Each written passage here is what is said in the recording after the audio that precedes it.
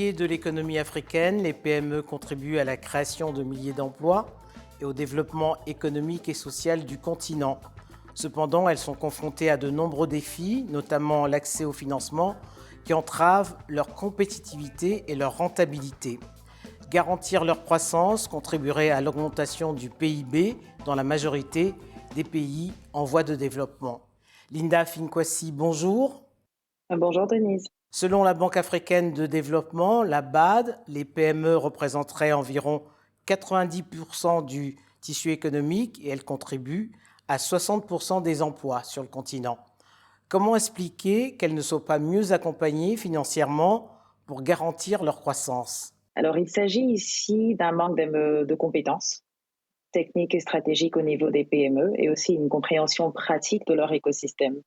Ce qu'on réalise vraiment de plus en plus sur le continent, c'est que nous avons une poussée de naissance de PME, simplement parce que les PME ont envie de se créer et d'exister, sans pour autant comprendre leur écosystème, leur valeur ajoutée et l'impact sociétal qu'elles doivent avoir.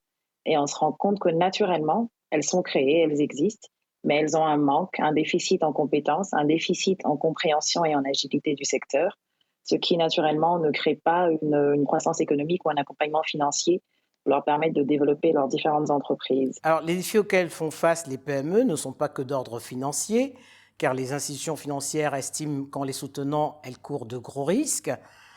Les PME sont également confrontées à des obstacles réglementaires et administratifs. C'est assez paradoxal que les États ne règlent pas ces questions administratives, puisque les PME génèrent des emplois. Oui, les PME génèrent des emplois, la question administrative n'est toujours pas réglée, mais c'est encore le gros problème ici de compétences. On se rend compte qu'on a énormément d'institutions institutionnelles, si je peux le dire ainsi, qui sont créées pour l'accompagnement des PME, mais elles sont focalisées sur l'accès au financement. Et quand on discute PME sur le continent, vous verrez que tout le monde vous parlera d'accès au financement et moins de réglementation et d'accompagnement administratif.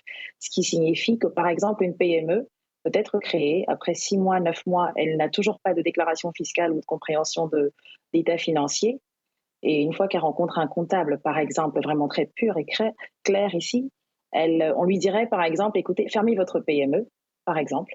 Si vous n'arrivez pas à rendre des états financiers, créez-en une nouvelle et vous continuez ainsi. Donc voilà le volet ici qui crée le problème de l'administration.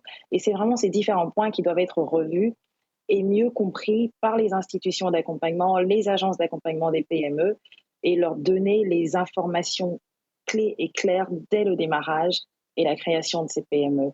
Donc comme vous le disiez, oui, c'est paradoxal, mais on ferait mieux de se contenter un peu plus sur le volet administratif et réglementaire, ainsi que le volet compétences, avant de vouloir accéder à un financement quelconque. Mais alors pourquoi ces agences d'accompagnement ont-elles failli ? Je ne peux pas comprendre qu'après un nombre d'années de subventions de plusieurs agences pour l'accompagnement des PME, on soit toujours au même stade. Donc ici, mon point de vue ici, c'est que l'accompagnement a failli au point de l'administration et de la réglementation pour pouvoir accompagner les PME. On se rend compte en Côte d'Ivoire aujourd'hui que l'État, dans son plan national de développement, a complètement changé de technique en ce qui concerne l'accompagnement du secteur privé et a décidé de mettre un point d'honneur sur le volet administratif, réglementaire et financier. Donc certains diraient qu'ils ont compris que la grosse problématique était située au niveau administratif. Donc nous espérons que dans les 3 ou 5 prochaines années, on verra un gros changement. Et d'où pourrait venir le déclic, selon vous ? D'où devrait-il venir ? Je dis souvent que ça doit venir c'est un changement d'état d'esprit. Pour moi, tout passe par là. On devrait plutôt aspirer à vraiment avoir un impact sociétal et économique vrai, à défaut de vouloir toujours se créer pour faire un effet de mode. Une PME ne doit pas exister parce qu'une autre existe, mais elle doit exister parce qu'elle a réussi à faire attention à un besoin pour la société et ensuite se mettre en marche pour pouvoir exceller. Et ça passe par un degré de rigueur et de discipline, à défaut de toujours attendre que les autres fassent pour nous. Donc pour moi, c'est vraiment notre état d'esprit qui doit changer, nos attentes personnelles une fois qu'on crée une PME et notre désir vraiment pour la société et pour l'économie dans laquelle on opère. Alors plus miser sur la qualité des PME plutôt que sur leur quantité, en fait. Absolument, absolument. Il faut avoir un plus grand nombre de PME qualitatives qui ont une véritable valeur ajoutée et une compréhension de l'écosystème, à défaut d'un grand nombre juste pour remplir des statistiques. Parce que finalement, on remplit les statistiques, mais parallèlement, comme on le disait à l'instant, on remplit également les statistiques de défaillance au niveau administratif et réglementaire. Et on se rend compte que nos PME ne peuvent compétir avec aucune autre PME de la sous-région ou à l'international, ce qui est très dommage quand on sait que notre tissu économique est grandissant au travers de ces PME. Alors, dans la majorité des pays, les PME représentent près de 33% du PIB et contrôlent majoritairement les secteurs de l'agriculture, de la distribution, de la construction et des services. Comment accompagner leur compétitivité face à la concurrence de plus en plus grande et féroce même des entreprises étrangères? Donc déjà, il faut qu'on comprenne ce qu'on produit, il faut qu'on puisse le vendre entre nous et ensuite pouvoir aspirer à une compétition internationale. Et c'est ce que je pense que nous ne faisons pas assez bien, simplement parce qu'en fait, on a une tendance à juste se créer pour se créer. Donc il faut déjà avoir la qualité au travers de ce qu'on fait et ensuite vendre dans la sous-région et aspirer à une internationalisation claire et précise. Ça nous ramène encore une fois à votre point tout à l'heure de réglementation.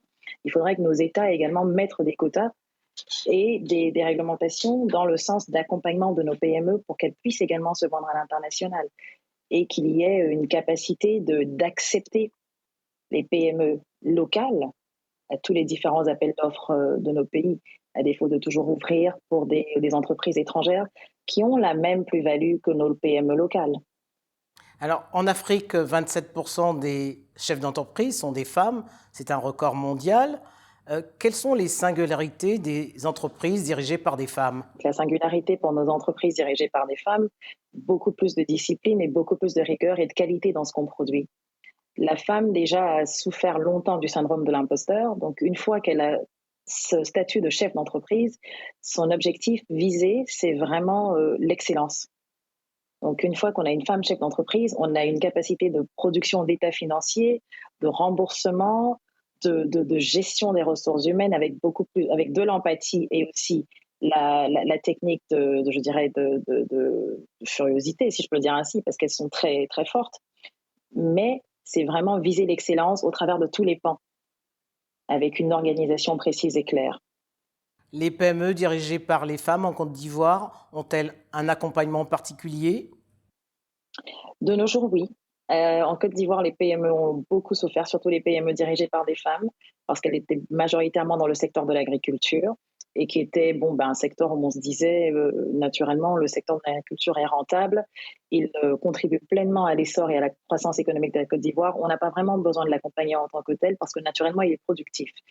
Donc ces femmes souffraient énormément d'un manque d'accompagnement parce qu'elles produisaient sans pour autant avoir d'amélioration dans les méthodes de production et dans les méthodes de travail et les mécanismes également de travail. Aujourd'hui, on a une plus-value.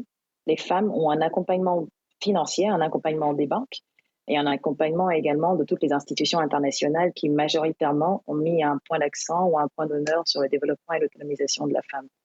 Donc, depuis les 3 dernières années en Côte d'Ivoire, on a vraiment un nombre grandissant d'entreprises dirigées par des femmes. Et on voit également des femmes à la tête d'instituts financiers et de banques qui naturellement comprennent un peu plus notre écosystème et favorisent le développement des femmes chefs d'entreprise ou dirigeantes. La dimension RSE est aujourd'hui exigée au sein de plusieurs entreprises. C'est un défi supplémentaire pour les PME. Ont-elles les moyens de le relever? Les PME de nos jours ont le moyen de relever la dimension RSE. Et c'est pour cela que je parlais tout à l'heure d'amélioration de compétences, de compréhension et surtout de changement d'état d'esprit. Si on se souvient bien, la RSE, comme la formation il y a 5-6 ans, représentait des volets peu nécessaires pour les entreprises sur notre continent et qui n'étaient vraiment pas regardés. Aujourd'hui, on se rend compte que la valeur ajoutée sociétale, économique passe par la RSE. Donc, naturellement, toute PME a besoin d'être accompagnée, a besoin de comprendre à quelle empreinte ou à quel pourcentage elle contribue au développement de la RSE de la société pour pouvoir exceller. Selon moi, une entreprise qui a 60%, qui a un regard à 60% vers sa RSE est une entreprise à succès. Pour la majorité des pays en voie de développement, on vient de le dire, hein, les PME sont au cœur de la croissance économique et sociale, mais se pose également la question du secteur informel, vous le releviez au début de cet entretien, qui crée également des milliers d'emplois et génère des revenus en dehors de toute statistique, hein. Comment régler cette question?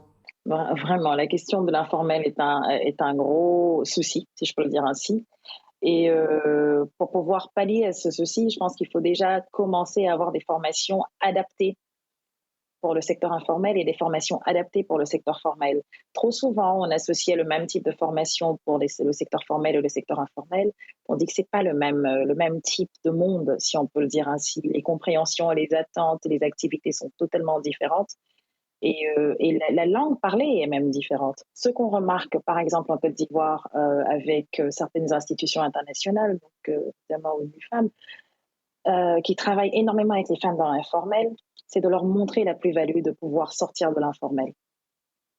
Les économies qu'elles font, par exemple, ou pour lesquelles on ne peut avoir aucune statistique, c'est de les diriger vers des institutions financières ou des banques qui ont capacité à pouvoir leur permettre de comprendre leurs épargnes, de comprendre la gestion de la petite caisse et comment est-ce qu'au quotidien, elles peuvent évoluer une fois qu'elles basculent de l'informel vers le formel. Donc, tout est une question de compréhension, d'information et d'apprentissage, mais en utilisant les méthodes adaptées.